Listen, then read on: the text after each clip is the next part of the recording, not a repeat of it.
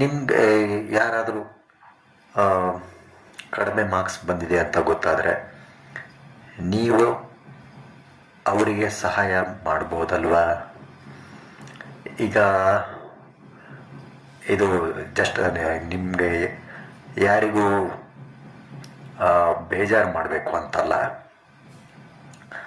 ಒಬ್ಬ ಹುಡುಗ LKG UKG ಮುಗಿಸಿರ್ತಾನೆ. 1ನೇ ಕ್ಲಾಸಿಗೆ ಹೋಗು ಅಂದರೆ ಹೋಗೋದಿಲ್ಲ. LKG UKG ಅವರಿಗೆ ಟ್ಯೂಷನ್ ಮಾಡ್ತೀನಿ, ನನ್ನ ಜೀವನ ಸೆಟ್ಲ್ ಅಂತ ಆ ಥರನೂ ಯೋಚನೆ ಮಾಡ್ಬೋದು. ಪ್ರತಿ ವರ್ಷವೂ LKG UKG ಅವರು ಬರ್ತಾ ಇರ್ತಾರಲ್ವ.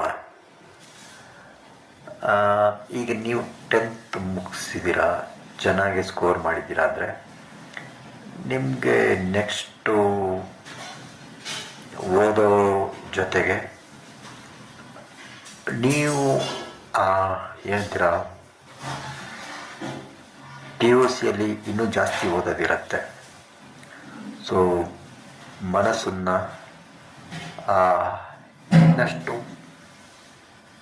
ಕಾನ್ಸಂಟ್ರೇಟ್, ಫೋಕಸ್ ಇನ್ನಷ್ಟು ಮನಸ್ಸಿನ ಕಡೆ ಗಮನ ಕೊಟ್ಟು ಜಾಸ್ತಿ.